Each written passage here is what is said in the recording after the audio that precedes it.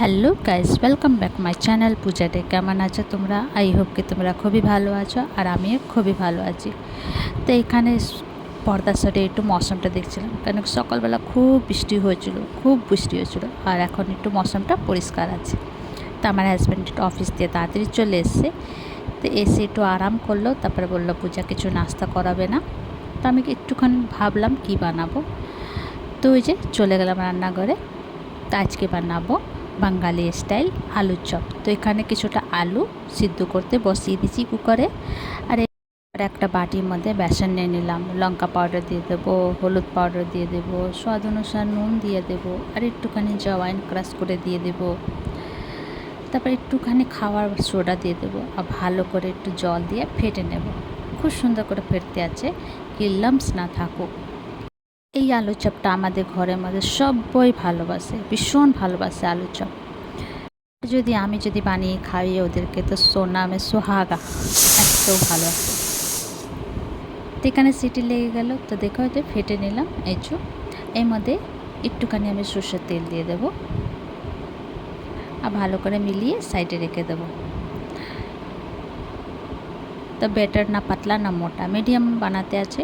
আর এখানে কড়াই বসিয়ে দেবো, কড়াইয়ের মধ্যে দিয়ে দেবো কিছুটা শুকনো লঙ্কা, জিরে, খাড়া জিরে আর ধনে। একটুখানি ধনে দিয়েছিলাম, কি জিরাটা বেশি দেব আর ধনেটা একদম অল্প। তো এই যে নাড়াচাড়া করে ব্রাউন কালার করে নামিয়ে নেব, আর সঙ্গে সঙ্গে খলের মধ্যে কুটে নেব। গরম গরম যদি কুটে নিলে তো খুব সুন্দর মিহি হয়ে যায়।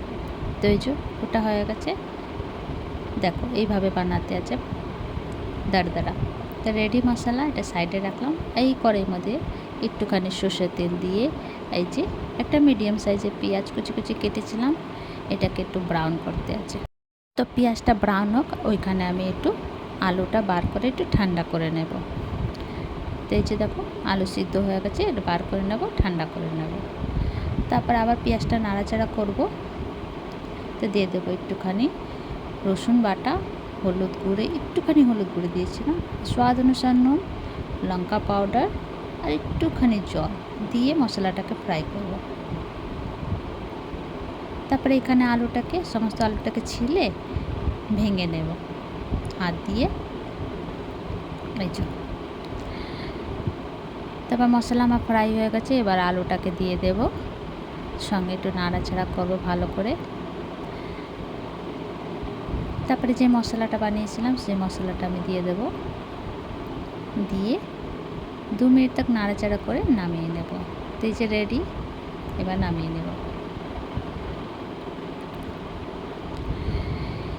তারপর ওই কড়াইয়ের মধ্যে একটুখানি সর্ষের তেল দেবো, দিয়ে দেবো সর্ষে, একটুখানি হলুদ, নুন দিয়ে একটু মুড়িটাকে ফ্রাই করে নেব, ফ্রাই করে নামিয়ে নেব। তো মুড়ি ফ্রাই হয়ে গেছে, ওটাকে সাইডে রাখলাম। তারপরে রিফাইন অয়েল দিয়ে দেবো, তোমরা চাইলে সর্ষের তেল भी দিতে পারো। তো আমি রিফাইন অয়েলে ফ্রাই করব। এখানে আলু মিশ্রণটাকে নিয়ে এইভাবে চ্যাপটা চ্যাপটা করে, তারপরে যে বেসন মানে ডিপ করে এক একটা করে ছেড়ে দেব। আর আমি এখন নাড়াচাড়া করব না, ও নিজে নিজে ফুলে উঠে যাবে, তেলের মধ্যে ভেসে উঠবে। তারপরে যে দেখো ভেসে উঠেছিল, তারপরে একটু উলট পুলট করে দেবো। তারপরে brown colour, golden brown colour নামিয়ে নেব, লাল লাল করে ফ্রাই করব, নামিয়ে নেব। তো এই যে রেডি আলুর চপ।